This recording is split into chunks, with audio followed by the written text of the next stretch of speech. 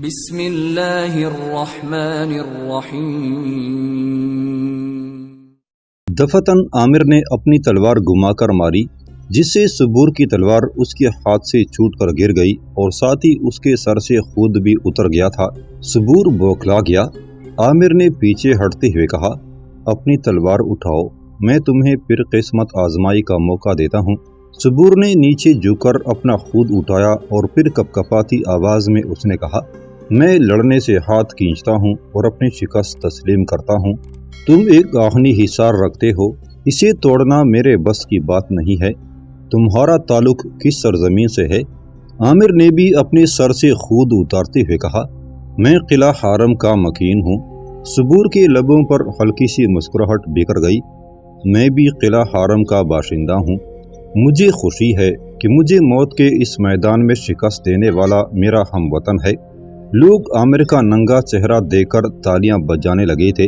سبور نے اپنی تلوار اٹھائی اور میدان سے باہر نکل گیا۔ عامر نے اپنا ہاتھ فضا میں بلند کر دیا تھا۔ یہ اس امر کا اشارہ تھا کہ اس میں ابھی مقابلہ کرنے کی سکت ہے۔ میدان میں ایک اور تیغزن داخل ہوا۔ اس کے دائیں ہاتھ میں نیزہ اور بائیں ہاتھ میں سخت چمڑے کا ایک موٹا کھوڑا تھا۔ اس کا چہرہ ننگا تھا اور اس نے اپنے سر پر کوئی خود نہ پہن رکھا تھا۔ عامر کے قریب آ کر وہ رکا۔ کچھ دیر گہری نگاہوں سے وہ عامر کو دیکھتا رہا، پھر اپنا کھوڑا مضبوطی سے تھاما اور نیزہ ہوا میں بلند کرتے ہوئے اس نے عامر پر حملہ کر دیا تھا۔ عامر نے ڈھال مار کر اس کا نیزہ دور ہٹا دیا اور تلوار کا ایک خوفناک وار اس پر کیا، لیکن وہ اچھل کر ایک طرف ہو گیا اور عامر کا وار خالی نکل گیا۔ دونوں پھر ایک دوسرے کی طرف بڑھے۔ نئے آنے والے نے تاک کر اپنا کھوڑا پھینکا جو عامر کی گردن کے گرد لپٹ گیا۔ اس نے ایک جھٹکے سے عامر کو اپنی طرف کھینچا، ساتھ ہی اس نے ڈال بھی عامر کو دے ماری۔ کھوڑے کے کھچاؤ سے عامر لڑکھڑا گیا تھا، اس لیے وہ اچھی طرح اپنا دفاع نہ کر سکا تھا۔ تاہم اس نے اس تیغزن کے نیزے کا وار اپنی ڈال پر لینا چاہا، لیکن کھوڑے کی لڑکھڑاہٹ کے باعث وہ نیزے کو پوری طرح اپنے ڈال پر نہ لے سکا اور نیزے کا ایک حصہ اس کی پیشانی پر معمولی سی خراش بناتا ہوا نکل گیا، جس سے خون بہہ نکلا تھا۔ نیا آنے والا اپنی اس کارگزاری پر خوش اور مطمئن تھا۔ عامر کی پیشانی سے خون بہتے دیکھ کر انطاکیہ کا وہ تیغزن بپھر گیا۔ اس نے فوراً اپنا آپ سمیٹا اور دوبارہ عامر کو نیزہ مارا۔ عامر اس حملے کو روکنے کی خاطر ایک جس لگا کر دائیں طرف ہو گیا اور حملہ آور کا نیزہ زمین میں گھس گیا تھا۔ عامر فوراً حرکت میں آیا اور قبل اس کے اس کا حریف اپنا نیزہ کھینچتا یا اس پر اپنا کھوڑا مارتا، عامر نے اس کے نیزے پر اپنا پاؤں رکھا اور اس کے کھندے پر اس زور سے تلوار کا دستہ مارا کہ وہ لڑکھڑا کر پیچھے ہٹ گیا اور اس کا آخری نیزہ اس کے ہاتھ سے چھوٹ گیا تھا۔ عامر نے دوبارہ اسے سنبھلنے کا موقع نہ دیا۔ اس نے اپنی تلوار کے اور ڈال سے لگاتار اس پر شدید ضربیں لگانے شروع کر دی تھی۔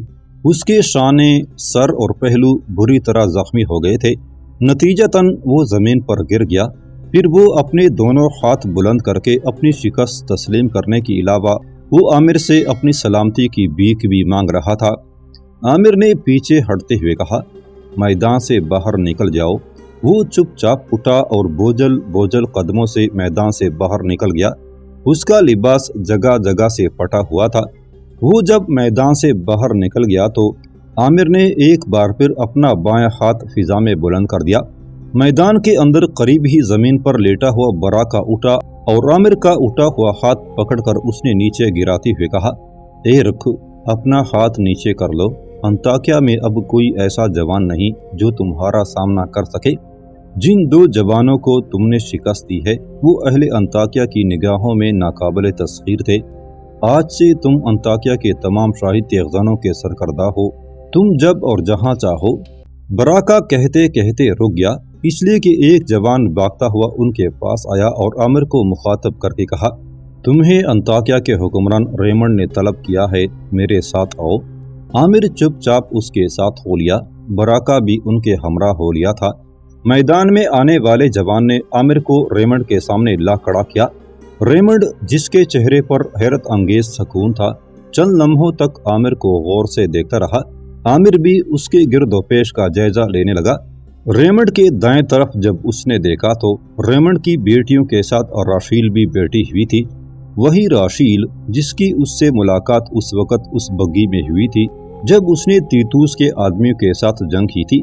راشیل بھی بڑے غور اور دلچسپی سے عامر کی طرف دیکھ رہی تھی، شاید وہ موت کے میدان میں اس کی کامیابی سے متاثر تھی۔ اتنے میں ریمنڈ عامر سے مخاطب ہوا، اے نوجوان اجنبی، تو کون ہے اور تیرا تعلق کن سرزمینوں سے ہے؟ عامر نے اپنے سر کو ذرا سا جھکاتے ہوئے کہا، اے انطاکیہ کے عظیم بادشاہ، میرا نام ایرک ہے اور میں قلعہ حارم کے نواح کا رہنے والا ہوں۔ ریمنڈ نے اپنے قریب بیٹھے ہوئے صبور کو مخاطب کر کے کہا، کیا یہ تمہارا ہم وطن ہے؟ صبور نے چھاتی تانتے ہوئے کہا، مجھے فخر ہے کہ یہ میرا ہم وطن ہے اور مجھے خوشی ہے کہ مجھے موت کے اس میدان میں شکست سے دوچار کرنے والے کا تعلق قلعہ حارم سے ہے۔ ریمنڈ نے اپنے پہلو میں خالی نشست پر ہاتھ مارتے ہوئے کہا، ایرک، ہمارے نزدیک آ کر بیٹھو، تم جیسے شجاع اور بہادر کی صحبت ہمارے لیے فخر ہے۔ عامر آگے بڑھ کر اس نشست پر بیٹھ گیا۔ ریمنڈ نے اس کے شانے پر ہاتھ رکھتے ہوئے کہا، آج سے تم انطاکیہ کے تیغزانوں کے سربراہ ہو۔ تم نے صبور کو شکست دے کر ثابت کر دیا ہے کہ تم ناقابل تسخیر ہو۔ میرے محل کے دروازے ہر وقت تمہارے لیے کھلے ہیں، تم جب چاہو آ جا سکتے ہو۔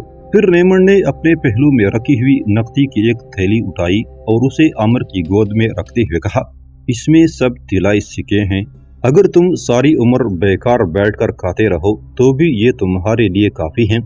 ریمنڈ نے براکا کی طرف دیکھتے ہوئے کہا، ایرک کی رہائش کا بندوبست کرو۔ براکا سے قبل ہی صبور بول پڑا، کیا ایسا نہیں ہو سکتا؟ ایرک میرے ساتھ رہے، میں چاہتا ہوں میرا ہم وطن میرے ہی کمرے میں رہے کہ میں دل سے اس کی خدمت کر سکوں۔ ریمنڈ نے براکا کے جواب کا انتظار کیے بغیر صبور سے کہا، تمہیں اس کی اجازت ہے، تمہارا اس کے ساتھ رہنا ہمارے لیے سکون ہوگا کہ یہ اس شہر میں ابھی اجنبی ہے۔ ریمنڈ کھڑا ہو گیا، اس کے ساتھ ہی موت کے میدان میں بیٹھے ہوئے لوگ بھی کھڑے ہو گئے تھے۔ ریمنڈ چبوترے سے اتر کر میدان سے باہر چلا گیا تھا۔ عمائدین اور رئیسوں کی عورتیں اور لڑکیاں بھی میدان سے نکل گئی تھیں۔ اس وقت جب کہ لوگ میدان سے باہر جا رہے تھے اور صبور کا دھیان کسی اور طرف تھا، براکا نے اشارے سے عامر کو اپنے پاس بلایا اور اسے مخاطب کرتے ہوئے کہا، اے میرے دوست، سن، تو بہادر اور شجاع ہے، مجھے تم پر فخر ہے۔ میری ایک نصیحت سن، صبور کے ساتھ رہتے ہوئے ہر وقت چوکنے اور بیدار رہنا۔ تمہیں اپنا ہم وطن جان کر جس طرح یہ تم سے ہمدردی اور پیار کر رہا ہے، کسی مناسب موقع پر یہ اس سے کئی گنا زیادہ نفرت اور بدی کا اظہار بھی تم سے کرے گا۔ اس سے بچ کر رہنا، یہ کسی وقت بھی موقع جان کر تمہاری سلامتی کے درپے ہو سکتا ہے۔ اب تم اس کے ساتھ چلے جاؤ، ورنہ وہ میری اور تمہاری دونوں جانب سے مشکوک اور بدظن ہو جائے گا۔ براکا بھی میدان سے نکل گیا۔ عامر کو صبور اپنے ساتھ لے گیا تھا۔ صبور کے ساتھ رہتے ہوئے عامر کو 3 روز ہو گئے تھے۔ نقیب ابھی تک سرائے میں ہی ٹہرا ہوا تھا، تاہم عامر ہر روز یورنیوس کے سرائے میں جا کر اس سے مل لیا کرتا تھا۔ عامر کسی مناسب موقع کی تلاش میں تھا جس سے فائدہ اٹھا کر وہ صبور کو انطاکیہ سے لے بھاگنا چاہتا تھا۔ ایک روز جبکہ برف باری ہو رہی تھی، رات گہری ہو گئی تھی، عامر اور صبور ایک ہی کمرے میں گہری نیند سو رہے تھے اور کمرے میں جلتی ہوئی مشعل کی غبار آلود روشنی کمرے کی ہر چیز کی موجودگی کا پتہ دے رہی تھی۔ اچانک صبور اپنی مسہری پر اٹھ کر بیٹھ گیا، یوں جیسے وہ سونے کا بہانہ کر رہا ہو۔ لمحوں تک وہ بڑے انہماک سے گہری نیند سوئے ہوئے عامر کو دیکھتا رہا تھا۔ پاؤں وہ نیچے اتر کر دیوار کی طرف بڑھا اور آواز پیدا کیے بغیر اس نے اپنی لٹکتی ہوئی تلوار کھینچ لی۔ پہلے اس نے دروازے کا جائزہ لیا، دروازہ اندر سے بند تھا۔ مطمئن ہو کر وہ عامر کی طرف بڑھا۔ اس وقت اس کے چہرے پر وحشی اور قاتل جیسے تاثرات پھیل گئے تھے۔ صبور نے جو ہی آگے بڑھ کر سوئے ہوئے عامر پر اپنی تلوار مارنا چاہی، ایک دم عامر اٹھ کر بیٹھ گیا اور فوراً مسہری کے پائے سے لٹکتی ہوئی اپنی ڈال سنبھالی اور صبور کے وار کو اس پر روکا۔ اس کے بعد اس نے اپنی تلوار کھینچ لی اور صبور پر طوفانی حملہ کر دیا۔ عامر صبور کو اپنے آگے آگے دھکیلتا ہوا ایک کونے میں لے گیا۔ پھر اس نے اس قوت کے ساتھ صبور کی تلوار پر اپنی تلوار دے ماری کہ صبور کی تلوار دستے کے قریب سے کٹ گئی۔ ساتھ ہی عامر نے اس کے منہ پر ایک سخت مکہ مارتے ہوئے کہا، تم کیا سمجھتے تھے میں سو رہا تھا؟ یاد رکھو میں شروع ہی سے تمہاری طرف بدظن تھا۔ اس کمرے کے اندر میں نے ایک رات بھی سو کر نہیں گزاری۔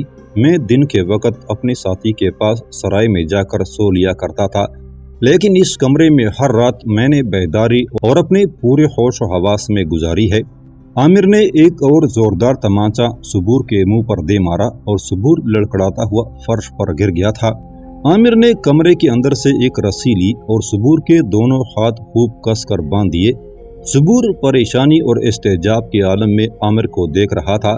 عامر نے اپنی تلوار کی نوک اس کی گردن پر رکھتے ہوئے پوچھا، بولو مسلمان عورت ماریہ کی لڑکی یمامہ کہاں ہے جسے تم اغوا کر کے لے آئے تھے؟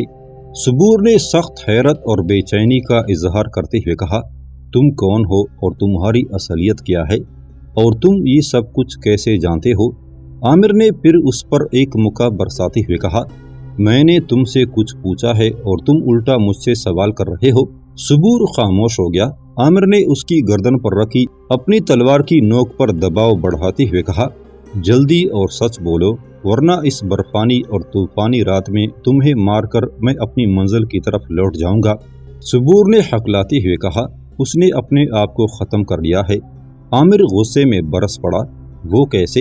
صبور نے منت میں کپکپاتے ہوئے کہا، یہ سچ ہے کہ میں اسے اغوا کر کے لایا تھا، لیکن اس کی خوبصورتی اور حسن کو دیکھتے ہوئے انطاکیہ کے ایک رئیس نے اسے مجھ سے خرید لیا تھا۔ پھر اس رئیس نے اس لڑکی کی آبرو زبردستی لوٹ لی اور جواب میں اس لڑکی نے اپنے سینے میں خنجر مار کر اپنے آپ کو ختم کر لیا۔ عامر نے غمزدہ آواز میں پوچھا، کیا تم جانتے ہو وہ رئیس کہاں رہتا ہے؟ ہاں میں جانتا ہوں، اس کی حویلی کہاں ہے؟ عامر ایک بار پیچھے ہٹا، کپڑا اٹھا کر اس نے صبور کا منہ باندھ دیا، پھر وہ نیچے جھکا اور صبور کو اٹھا کر کندھے پر ڈال لیا۔ عامر جب اپنے کمرے سے نکل کر موت کے میدان میں آیا تو اس نے دیکھا باہر تیز برف باری ہو رہی تھی اور دور دور تک ہر شے سفید سفید نظر آتی تھی۔ عامر صبور کو اٹھائے برف کے اندر بھاگنے لگا۔ موت کے میدان سے باہر نکل کر عامر نے صبور کی پسلیوں میں اپنے خنجر کی نوک چبوتے ہوئے کہا، رئیس کے مکان کی طرف میری رہنمائی کرو جس کی بدعمالی کے باعث یمامہ نے اپنے آپ کو موت کی آغوش میں پھینک دیا تھا۔ یاد رکھو اگر تم نے کسی بدفعلی کا مظاہرہ کیا تو میرے خنجر کا پورا پھل تمہاری پسلی میں اتر کر تمہارے جسم کو زہر آلود کر دے گی۔ صبور چپ چاپ ہاتھ کے اشارے سے عامر کی رہنمائی کرنے لگا۔ ایک جگہ صبور نے عامر کو روکا اور ایک حویلی کی طرف اشارہ کر دیا۔ عامر اس حویلی کے دروازے پر آیا۔ ایک درخت کے نیچے اندھیرے میں اس نے صبور کو لٹا دیا اور اس کی دونوں ٹانگیں بھی کس کر باندھنے کے بعد رسی کا دوسرا سرا اس نے درخت کے ساتھ باندھ دیا تاکہ صبور رینگ کر بھی بھاگنے نہ پائے۔ پھر حویلی کی دیوار باندھ کر اندر داخل ہوا۔ پہلے اس نے حویلی کے چاروں طرف ایک چکر لگایا۔ اندھیرے میں اس جگہ باغ کے اندر وہ اس رسے کے پاس رک گیا جو جھولے کے طور پر ایک درخت کے ساتھ بندھا ہوا تھا۔ عامر نے اس رسے کو کھولا اور حویلی کی پشت پر آیا۔ رسے کی کمند بنا کر اس نے اوپر پھینکی اور اس کی مدد سے وہ اوپر چڑھنے لگا تھا۔ اس نے دیکھا ایک محافظ ادھر ادھر ٹہل کر پہرا دے رہا تھا۔ ایک ستون کی اوٹ میں ہو کر عامر اس پہرادار کی طرف دیکھنے لگا جو ایک تنگ راہداری میں آگے بڑھ رہا تھا۔ راہداری میں جہاں چوٹی سے ایک مشعل جل رہی تھی وہاں وہ پہرادار مشعل نے گل کر دی اور سیڑھیاں اتر کر نیچے منزل کی طرف چلا گیا۔ عمارت کا نچلا حصہ پہلے ہی تاریکی میں ڈوبا ہوا تھا، اب اوپر والے حصے میں بھی چند کمروں کے علاوہ اندھیرا پھیل گیا تھا۔ شاید اس حویلی کے مکینوں کی رہائش اوپر کی منزل پر تھی۔ پہرادار مشعل بجھا کر جب نیچے اتر گیا تو عامر ان کمروں کی طرف بڑھا جہاں روشنی ہو رہی تھی۔ دو کمرے ساتھ ساتھ تھے جن کے اندر چھوٹی مشعلیں روشن تھیں۔ ایک کمرے میں ادھیڑ عمر کا ایک مرد اور عورت سوئے ہوئے تھے، یہ شاید میاں بیوی تھے۔ عامر دوسرے کمرے کی طرف بڑھا، وہاں ایک ہی مسہری تھی۔ عامر اس کمرے میں داخل ہوا اور یہ دیکھ کر دنگ رہ گیا کہ اس کمرے میں راشیل سوئی ہوئی تھی۔ اس نے اپنے جسم کو خوب رضائی میں ڈھانپ رکھا تھا، تاہم اس کا چہرہ اور بازو ننگے تھے۔ کچھ ثانیوں تک عامر اس بنت ہوا کی فسونکاری میں کھویا رہا، پھر وہ سنبھلا، شاید اس نے کوئی آخری فیصلہ کر لیا تھا۔ اس نے کمرے کے اندر سے ایک کپڑا اٹھایا، پھر اپنے چہرے پر خود کا نقاب گرانے کے بعد وہ آگے بڑھا اور راشیل کو اٹھا کر ایک دم اس کے منہ پر کپڑا باندھ دیا۔ راشیل عامر کی گرفت میں بے بس پرندے کی طرح پڑپڑا کر رہ گئی تھی۔ عامر نے اس کے دونوں ہاتھ بھی پشت پر باندھ دیے اور اسے اپنے کندھے پر اٹھا کر وہ کمرے سے باہر نکل گیا۔ راہداری میں آ کر اس نے ادھر ادھر دیکھا، کوئی بھی نہیں تھا۔ وہ اس جگہ آیا جہاں رسا نیچے لٹک رہا تھا۔ اپنا منہ راشیل کے کان کے قریب لے جاتے ہوئے اس نے سرگوشی کی، میں تمہارا دشمن نہیں، ہمدرد ہوں۔ میں رسے کے ذریعے نیچے اترنے لگا ہوں۔ اگر تم نے مزاحمت کرنے کی کوشش کی تو اوپر کی منزل سے گر کر اپنی ہڈیاں چور چور کر لو گی۔ عامر نیچے اترنے لگا، پھر رک گیا۔ راشیل کو وہاں ڈال کر وہ دوبارہ کمرے میں گیا اور ایک چادر اٹھا لایا۔ اس چادر کی مدد سے اس نے راشیل کو اپنی کمر پر باندھا، پھر وہ رسے کی مدد سے نیچے اتر گیا۔ برف زوروں پر پڑ رہی تھی۔ نیچے اتر کر عامر نے ادھر ادھر دیکھا، ہر طرف ویرانی اور سکوت تھا۔ شاید حویلی کا پہرےدار بھی کہیں پڑ کر سو گیا تھا۔ عامر حویلی کی بیرونی دیوار کے پاس آیا، پہلے راشیل کو اپنی پیٹھ سے کھول کر دیوار کے اوپر بٹھایا، خود وہ دیوار باندھ کر دوسری طرف گیا اور راشیل کو بھی دوسری طرف اتار دیا۔ عامر نے پہلے صبور کی وہ رسی کھولی جو درخت سے بندھی ہوئی تھی، پھر اس نے صبور کو اٹھا کر دائیں کندھے پر اور راشیل کو بائیں کندھے پر ڈال کر وہ یورنیوس کی سرائے کی طرف بھاگنے لگا تھا۔ برف باری میں ہر چیز سفید ہو گئی تھی اور سردی خوب بڑھ رہی تھی۔ برف باری کے باعث گلیاں اور کوچے ویران پڑے تھے۔ یہ وقت عامر کے لیے انتہائی سودمند ثابت ہوا۔ یورنیوس کی سرائے کے پاس آ کر عامر نے اپنی رفتار سست کر لی تھی۔ سرائے میں داخل ہو کر وہ سیدھا استبل کی طرف گیا۔ راشیل اور صبور دونوں کو اس نے استبل کے ایک اندھیرے کونے میں ڈال دیا۔ عامر کا گھوڑا اسے دیکھ کر نتنے پڑپڑانے لگا تھا، جبکہ راشیل اور صبور پریشانی اور حیرت سے عامر کو دیکھ رہے تھے۔ ان دونوں کے ہاتھ پشت پر بندھے تھے اور دونوں کے منہ پر بھی کپڑا بندھا ہوا تھا، لہٰذا وہ عامر سے کچھ پوچھ بھی نہ سکتے تھے۔ عامر نے احتیاطاً ان دونوں کے ہاتھ کی رسیاں استبل کے ایک کونٹے سے باندھی تھی تاکہ وہ دونوں بھاگنے نہ پائیں۔ پھر وہ استبل کے اندر سے زینے اٹھا کر اپنے اور نقیب کے گھوڑوں پر ڈالنے لگا تھا۔ گھوڑوں پر زینے ڈالنے کے بعد عامر سرائے کے اندر داخل ہوا۔ اندر سرائے کا ایک ملازم جاگ رہا تھا۔ عامر کو دیکھتے ہی اس نے پریشان آواز میں پوچھا، تم اس وقت یہاں؟ تمہارا مقابلہ دیکھنے کا بڑا لطف آیا تھا، کیا تم وہاں؟ عامر نے اس کی بات کاٹتے ہوئے کہا، تمہارا مالک یورنیوس کہاں ہے؟ ملازم نے نیند سے بوجھل آنکھیں ہتھیلی سے رگڑتے ہوئے کہا، وہ اپنے سکونتی حصے میں سو چکا ہے۔ عامر نے اس سے کچھ نہ کہا اور اپنے کمرے کے دروازے پر دستک دی۔ تھوڑی دیر بعد نقیب نے دروازہ کھولا اور خوابیدہ سی آواز میں اس نے پوچھا، آپ اتنی رات گئے یہاں، خیریت تو ہے؟ عامر نے اندر داخل ہوتے ہوئے کہا، اس نیند کو بھگاؤ جو تم پر سوار ہے، میں اپنا کام مکمل کر چکا ہوں۔ گو اس وقت زوروں کی برف پڑ رہی ہے، لیکن اس کی پرواہ کیے بغیر ہم ابھی اور اسی وقت کوچ کریں گے۔ نقیب نے حیرت اور پریشانی میں پوچھا، صبور کا کیا بنا؟